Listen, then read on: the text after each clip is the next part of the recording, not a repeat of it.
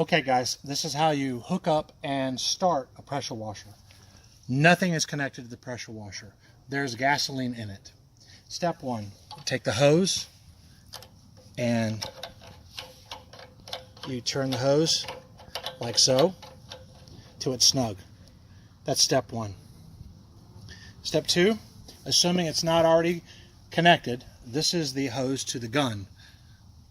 The hose connected to the gun and the hose that goes to the machine work the same way. This is referred to as quick release. It is a little tricky, but when you understand the concept and you see it done, it's pretty simple. Push the ring all the way back, push this in, and then pull that back. And that's quick release. I'm going to do it one more time for you. Push this forward a little bit, pull this back, and it comes right out. So that's step two. Notice it's fighting me a little. There's full.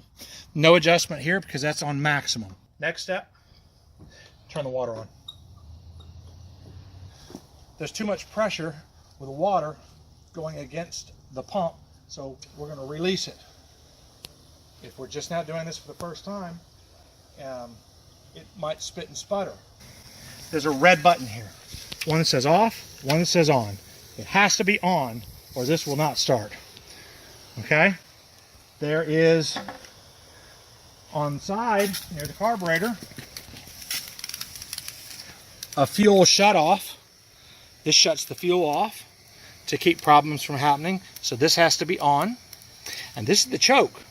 So we're going to do a full choke. This, you don't touch this. It won't move. So we'll do a full choke. By the way, fuel shut off, choke. As soon as it starts to start, leave the choke on and go mid-choke.